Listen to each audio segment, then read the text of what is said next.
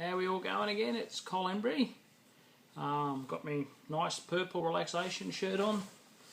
When I used to go to the DPA events, yeah, it was comfortable to play in. And a lot of people didn't know why I used to wear a purple shirt, but it had nothing to do with the colour. It was just a very comfortable shirt to play in. So yeah. So, because I'm talking about DPA tonight, that's why I'm wearing one of them shirts. The shirts I used to end up wearing in the end was like, eventually I sponsored an event in WA, which is run by Dosh, which is Dave Platt and his team, and that's the shirt there that I wore, and that's the other side. So yeah, and it's a nice deep pocket in it, so yeah, you can put your darts in there, and yeah, very well done shirt.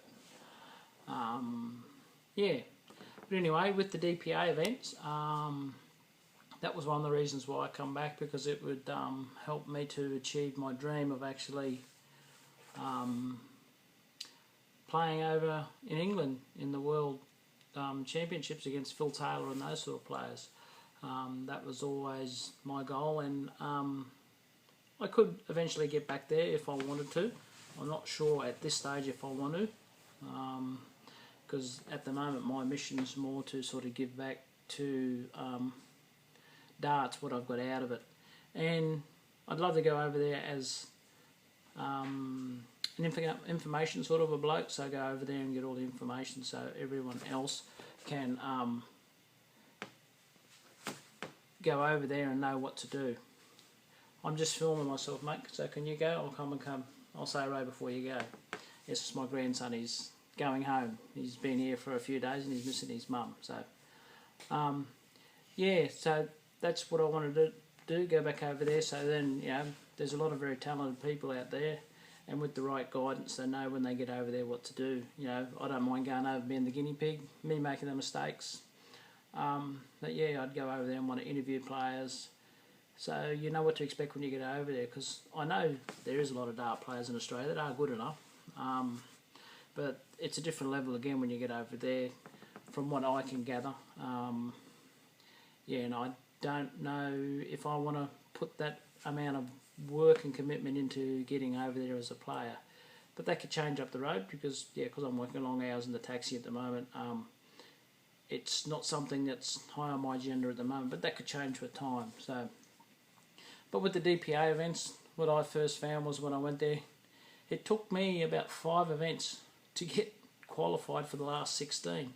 It's got to be one of the hardest things to learn when everyone's there for the same goal. So the standard's pretty high, and so you'll have a round robin, which will be best of 5, and there might be 80ers on the board.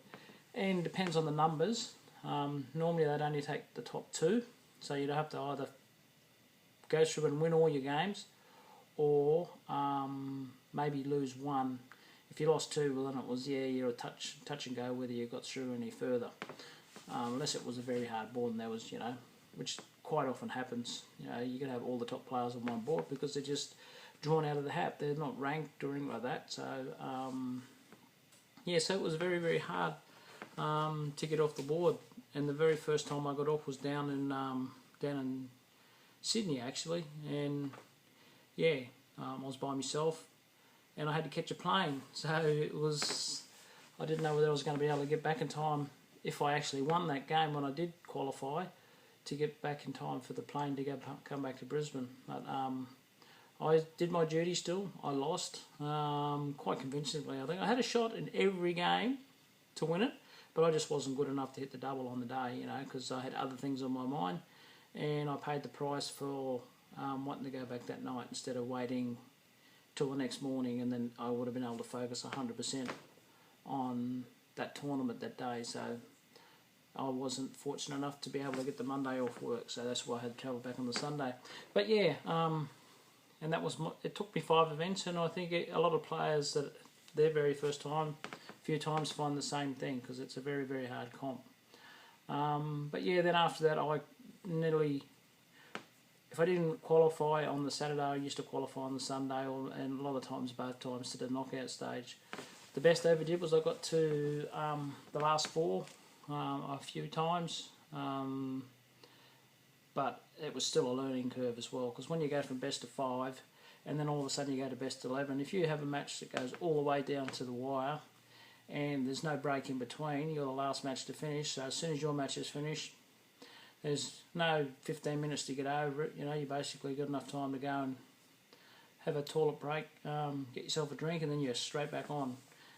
And the next player is even harder than the one you just played. So yeah, learning how to play high quality matches back to back to back is something that is to be expected when you get to that level. So people that get through to the final have earned the right to be there.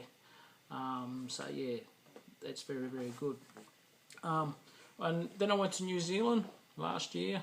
I wanted to give myself the best chance to either top it or qualify to go over to the World Championships.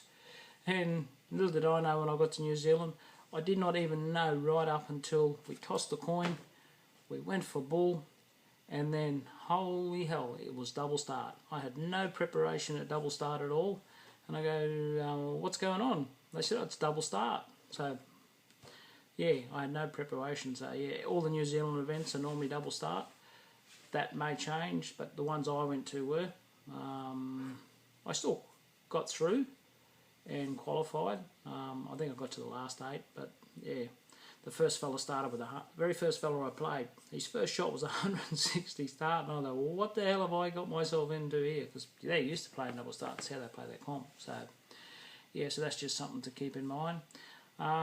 With accommodation, in the end I had my own caravan, so I used to travel to the events, tow the caravan down there and stay at a caravan park close, because yeah, I just prefer to sleep on my own bed. But a lot of other people like Bill Aiken, he's the best bloke to speak to with accommodation, because he's got it all down packed, and hopefully further up the track I might be able to do an actual interview with him, and he can give you all the tips and tricks that he's learnt, because I can't really give you too many of them, because yeah, I was fortunate enough to, when I did travel, money wasn't an issue for me, whereas a lot of people are on a tight budget, so they need to watch every penny they spend. You know, they need to work out how they're getting from where they're staying to the airport, or from the airport to where they're staying if they're flying, and then from there to the venue and back again, and then back to the airport. So they're the sort of things that you've got to plan ahead for. And then where to eat and all that sort of stuff. Depends on, you know, some people might just drive.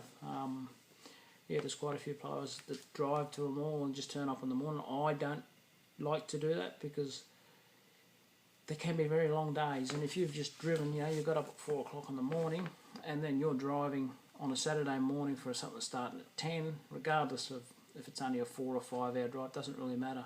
You're still not giving yourself the best chance to win, because at the end of the day, when you really need your energy, you're going to be tired and lethargic, because you've been up since 4 o'clock. Regardless of whether you're not the driver or not and you're sleeping in the back of the car, it still is taxing. So that's why a lot of players, they didn't have good results on the Saturday, because they didn't set themselves up to give themselves the best chance of qualifying. So yeah, yes, yeah, there's a lot more to it. Hopefully next year I will travel the circuit, and I'm going to travel with the DPA circuit, and I would also love to do the Darts Australia one. And what I want to do there is I want to be able to roam around, not as a player, as a sort of a promotion for the game of darts, not for the DPA or DA. It's not going to be, I'm not promoting either. I just want everyone to see what happens in all the different sorts of opens, because Darts Australia has got a fantastic circuit as well. And if that's your goal, well, you just want to know what's involved when you get there. So yeah, the good players there, you know, like maybe I might be fortunate enough to get Andrew Towns to sit down and talk what's expected there, or Rod Modra, because they do that circuit, or if they don't now, they have done it, so they know what to expect, and can give you a few inside things that they learnt over the way to actually set yourself up to win and not be on the back foot. Yeah, so that's my DPA